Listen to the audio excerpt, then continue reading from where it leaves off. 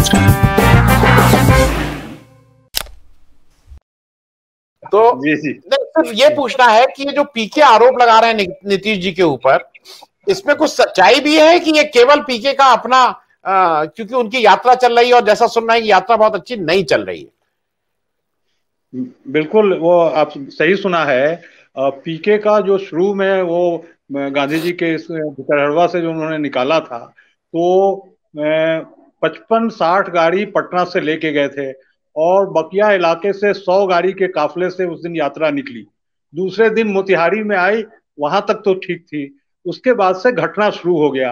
तो अब वो घटते घटते बहुत कम हो गया है। अभी भी जो उनका अपना अरेंजमेंट है 25-30 गाड़ी वो जाती है। और इन्होंने पहले से आज 6 महीने से तैयारी की थी कि कुछ आईटी ये टाटा ये जो है इंस्टीट्यूट से जो उनके साथ जुड़े हुए हैं लड़के लोग, उनसे इन्होंने एक डाटाबेस तैयार कराया था 18,000 लोगों का, जो बार बार अपने भाषण में कर रहे हैं। उस 18,000 में हम भी उनके इसमें है लिस्ट में। लेकिन वो 18,000 उनके कोई अनुयायी उनके सपोर्टर हो जाएंगे ऐसा तो है नहीं।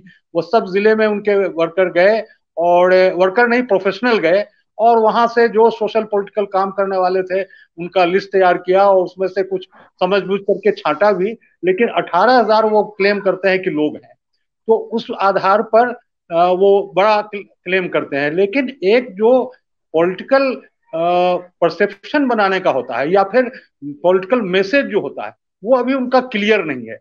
वो सिर्फ ये कहना है कि अच्छा सब लोगों ने लूटा और सब लोगों ने कुछ नहीं किया, तो इससे करने से कोई बात बनेगी नहीं। उनको साफ साफ कहना पड़ेगा कि वो किस तरफ खड़े हैं।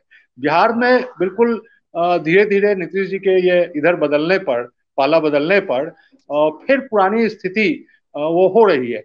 और उसमें अगर अपनी जगह उनको बनानी है तो दोनों में से किसी एक तरफ साफ साफ कहना होगा कि हम इस साइड हैं या उस साइड हैं, या कम से कम उसका संकेत देना होगा। अभी वो ये कर रहे हैं कि आरएसएस और आरएसएस कर ये अभी वो ये कर रहे हैं कि ये जो भाजपा की कम शिकायत कर रहे हैं और नीतीश लालू इनकी ज्यादा कर रहे हैं, क्योंकि ये शासन में रहे हैं, एक कारण तो वो भी है। लेकिन वो बहुत ये नहीं है। दूसरी बात कि कभी भी वो कॉर्पोरेट के खिलाफ नहीं बोल रहे हैं, वो गरीबी उन्मूलन और तमाम जो बिहार के प्रॉब्लम है उसके बारे में बहुत स्पष्ट नहीं कर रहे हैं, सिर्फ भ्रष्टाचार का मामला उठा रहे हैं। तो इसलिए उनकी लाइन ही नहीं अभी क्लियर हुई है। तो जब लाइन नहीं क्लियर होगी तो लोग कैसे जुड़ेंगे, ये सबसे बड़ा सवाल है और यही उनको नुकसान कर रहा है।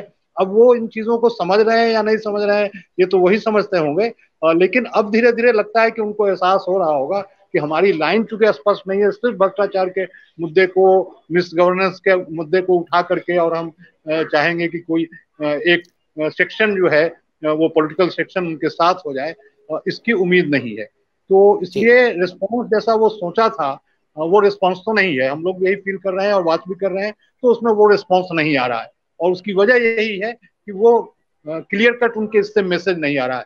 भ्रष्टाचार का मुद्दा इतना घिस पिट गया है कि उस पर सिर्फ एक्सक्लूसिव उस पर राजनीति नहीं हो सकती है। वो किसी खास मुद्दे पर राजनीति करेंगे, उसमें भ्रष्टाचार जोड़ लेंगे तो वो काम उनका माने वो भी फायदा करेगा, लेकिन सिर्फ भ्रष्टाचार के मामले को ये करेगा। जनता समझती है कि भाई कौन पॉलिटिकल पार्टी है जो बगैर भ्रष्टाचार के ये इलेक्शन माने जीत जा रही है, तो इसलिए वो विश्वास नहीं जम रहा है। ये मुख्य कारण। शाहिद जी, जल्दी से एक आपसे, अगर ये महागठबंधन 2024 का इलेक्शन इतनी मजबूती से एक साथ रह के लड़ता, महागठबंधन क्या बीजेपी छोड़ के सब इधर ही हैं, वो कम्युनिस्ट भी इधर ही हैं, सारे लोग इधर, तो बीजेपी की आपको कितनी सीटें उम्मीद हैं? बिहार में 2-3 सीट से ज्यादा नहीं मिलेगी। हो सकता है एक पर भी सिमट जाए, चूंकि ये जो पहले गठबंधन वो 90s वगैरह में था इस तरह का, तब तो फर्स्ट लेफ्ट नहीं थे, लेकिन उसके बाद एक ही सीट भाजपा को मिली थी।